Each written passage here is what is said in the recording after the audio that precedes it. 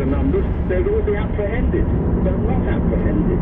They're found as they have done on this terrible occasion. But it means we don't know what those gruesome odds are of making it in, which is your hope, Yeah. or dying, as obviously some of them do.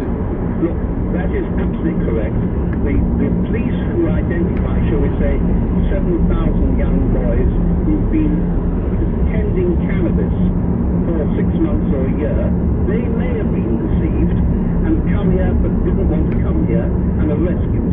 But an awful lot of them are actually economic migrants looking after families back home. You can't blame them. They're from desperately poor or deprived families, and this young boy, usually a boy, will come over to Britain, maybe for 2 or 3 years, may go back, may be sent back, which would be very shameful. If a young boy gets sent back by the police or by Britain, he's failed. He's probably failed for the rest of his life. He's marked as an unsuccessful person. But the reality is, I think the police are doing everything they can. Thanks to the Modern Slavery Act, they're being even more aware of this. And so I believe the police are doing what they are, and I think also the immigration people are doing what they are. And if you double the numbers, it wouldn't make much difference, because they would always find a way around it. There's always a weakest area. Okay, well, Anthony Steen, thank you so much. Thanks for that. And just to say, the Vietnamese embassy has said it's received requests from Vietnamese families asking for help in finding out those in the truck. Just after 5:15, Andrew Peach has the headlines. A number of Vietnamese families have contacted the BBC to say they fear that their relatives may have died trying to enter the country in the back of a lorry in Essex. EU diplomats have agreed to extend the Brexit deadline, but they haven't yet decided for how long. And a coroner has ruled that serious training and planning failings by the army led to the death of a soldier on a test march on a hot day. Thanks, Andrew. Ruben Buñuel's surreal film masterpiece, The Exterminating Angel, centres around a chic dinner party turning into a nightmare as the guests mysteriously find themselves unable to leave the host's home. Days pass, many lose their minds and reason, and they all wonder why they can't just walk through the door and escape. It couldn't have been about Brexit, not just because it was made in the early 1960s, but because Buñuel's metaphors were always more subtle than that. But surrealism is the word for today. As we head towards the denouement of this phase of the national drama, we find 3 main players are stuck in an interlocking trap, unable to move to the next development of the plot.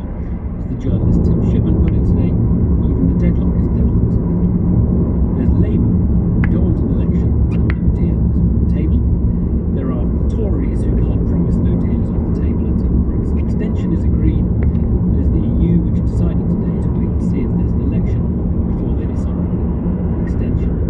Now, it's not that hard to see who's out in this, but it is complicated by the messages the parties are trying to send each other and everybody else. The Tories want to show they're not to blame for the failure to Brexit next week. Labour, we're going to talk about, sure. And finally, the EU don't want extensions to be too easy or taken for granted, lest that encourage endless drift. But let's start with the EU and the decision to delay a decision on the extension. And we'll talk to Jennifer, Britain's correspondent at The Guardian. And Jennifer, tell us what intelligence we have about the debate the ambassadors had today. Good afternoon. So exactly that, today the ambassadors took a decision to delay a decision on the Brexit delay, and they did agree 2 things. They agreed that they want to give the UK an extension. They didn't agree when, and they also agreed that they didn't want a special summit. They don't want EU leaders to have to come back to Brussels again and thrash this out, so they hope at least to do this through a written procedure over the weekend, and hopefully they want to come to a decision Monday or Tuesday, although even that is not certain. But what we know is that a majority of member states are happy to support an extension until the 31st of January, but allowing the UK to leave earlier if there was an agreement in Parliament, and then allowing the Brexit withdrawal treaty to be ratified in the European Parliament. So that's what the vast majority of member states are happy to do, but for France, There's one. so it's really 26 against 1, and once again Emmanuel Macron playing a decisive role in this debate on Brexit and how long the extension should be for. So France is saying it should be the middle of November or possibly the end of November. They want to see what comes out of Parliament. Don't they, they really want there to be a reason, some purpose to it, don't they? Because they may be thinking ahead, can see just back at the end of January. If we haven't had an election by the end of January and we haven't passed the deal, then we're just back in the same place then, presumably. Yes, I mean, their argument is that there needs to be a good reason for the delay, but I think there's also... I mean, there is a question, isn't there? Because, you know, the extension number 3, it needs extension number 4 to take you to probably the end of May or something. Yes, and I mean, no one in Brussels is daring to look over the horizon of the end of January, and that was very much the logic of Donald Tusk, who was convening this meeting or this process of EU member states, and he thought it would be best to stick to what the Benn Act specified in order not to be seen as favouring either the Remainers or the Leavers, you know, the people who are seeking more time and the secret. What does that mean? Well, Jeremy Corbyn was on the ITV1 Richard and Judy this morning show. Here's what he said. Providing the Prime Minister comes to Parliament on Monday and makes it absolutely clear he is going to make sure that there is no crash out, because his deal includes the possibility of a no-deal exit. And that, well, he's going to have to do that, because that's how Parliament works. We've got to hold him to account, because I think a no-deal exit is very dangerous. If he comes on Monday and says that, okay, but the thing is, you see, he probably won't do that. And what people watching this will think is, well, Jeremy Corbyn is actually hiding behind this because he's frightened of the election. Are you frightened of the election? No, not at all. I'm very happy to go out and campaign, very happy to go out campaigning. I do it all the time anyway. I love campaigning. I love being out talking to people, making people. Yes. So Jeremy Corbyn saying he's up for an election, but no deal has to be off the table. So what does that actually mean? Can it ever really be taken off the table? Catherine Barnard is a professor of EU law at the University of Cambridge, a senior fellow at UK in a Changing Europe. Here's what she says. When we talk about no deal, in fact, there are 2 no deal scenarios. There's the one where the withdrawal agreement isn't put into operation, and then there's a second possibility down the line when there's no future economic partnership agreement, i.e. no future free trade agreement. And so in fact there are actually 3 cliff edges. One for the fact that the withdrawal agreement, the Article 50 text, isn't brought into operation, and so we fall out, if not on the 31st of October, then whatever date the EU gives us an extension to.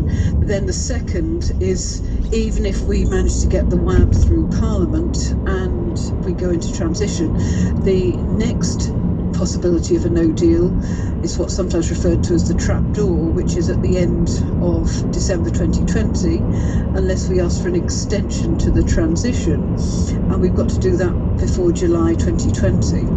And so there's another possibility, if we don't get an extension to the transition period for negotiating a future trade agreement, the next no-deal Brexit is actually the 1st of January 2021 or 31st of December 2020. So the only way we can guarantee to get a no-deal Brexit off the table is to revoke, for which it doesn't seem to me there's a political will.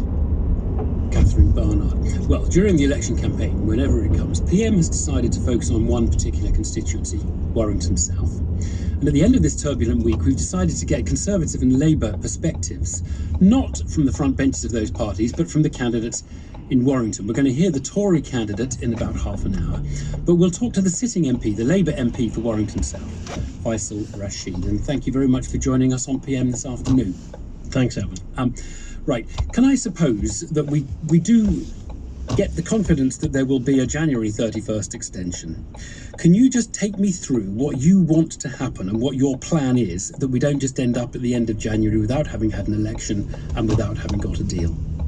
Evan, can I first of all say I'm extremely concerned to hear that a couple from Warrington have been arrested in relation to the shocking events yesterday when 39 people were found dead in the back of a refrigerated lorry in Essex. It has brought that to Warrington, yes, and that's it. So I mean, this tragic episode demonstrates also that together with our European partners, it's more need to be done in order to tackle people trafficking and modern trade, slave